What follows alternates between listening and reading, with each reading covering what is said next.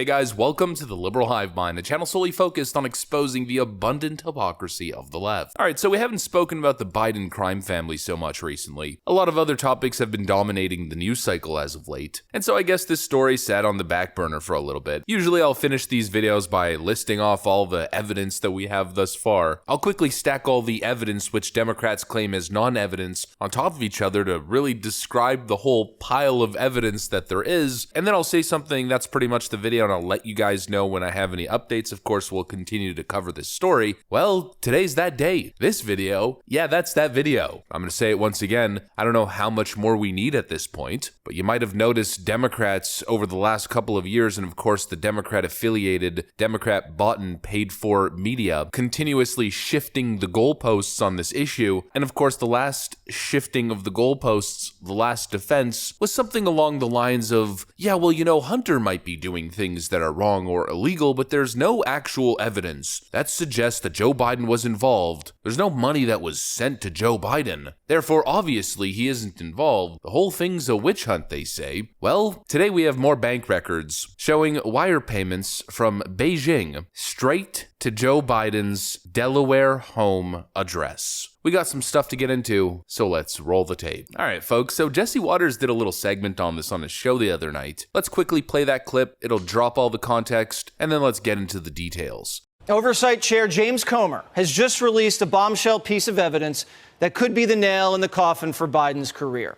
A $250,000 wire transfer from China directly to Joe Biden's home address in Delaware while he was running for president.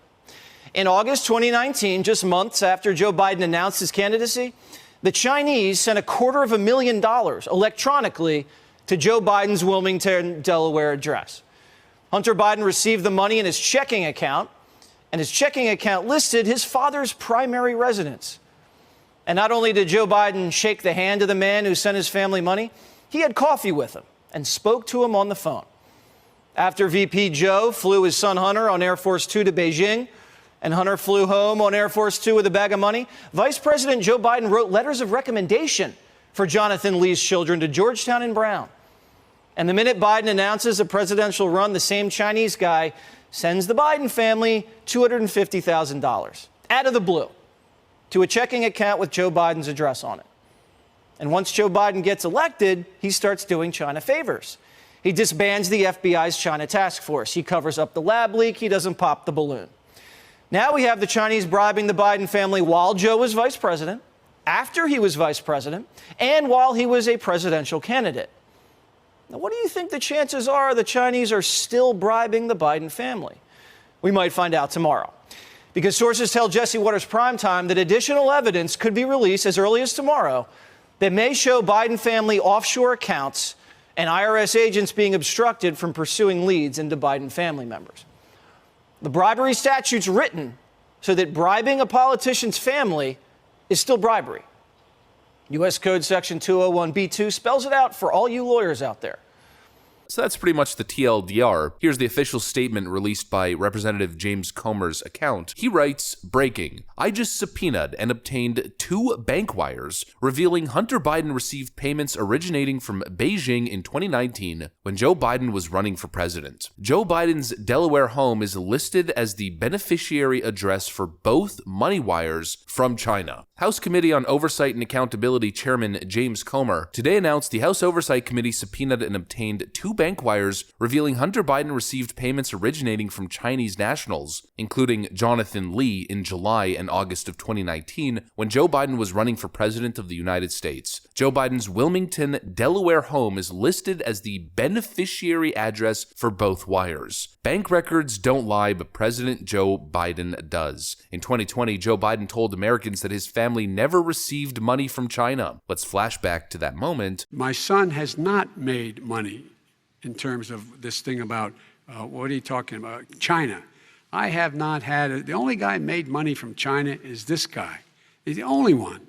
Nobody else has made money from China. We've already proved that to be a lie earlier this year, and now we know that 2 wires originating from Beijing listed Joe Biden's Wilmington home as the beneficiary address when he was running for president of the United States. When Joe Biden was vice president, he spoke on the phone and had coffee with Jonathan Lee in Beijing, and later wrote a college letter of recommendation for his children, said Chairman Comer. Joe Biden's abuse of public office for his family's financial gain threatens our national security. What did the Bidens do with this money from Beijing? Americans demand and deserve accountability for President Biden and the First Family's corruption. The Oversight Committee, along with the Judiciary and Ways and Means Committee, will continue to follow the evidence and money to provide transparency and accountability. So, of course, what are the Democrats going to do this time? Obviously, move the goalposts even further. Well, the money was being sent to Hunter, who just happened to be living at his father's estate, or who simply listed the address as the beneficiary address. And sure, you Democrats can continue to pretend as if this doesn't exist and it's not serious, that it's not credible. You can continue to move the goalposts pretty much endlessly, expecting that this whole thing's going to go away, but it's not going anywhere, and more importantly, nobody is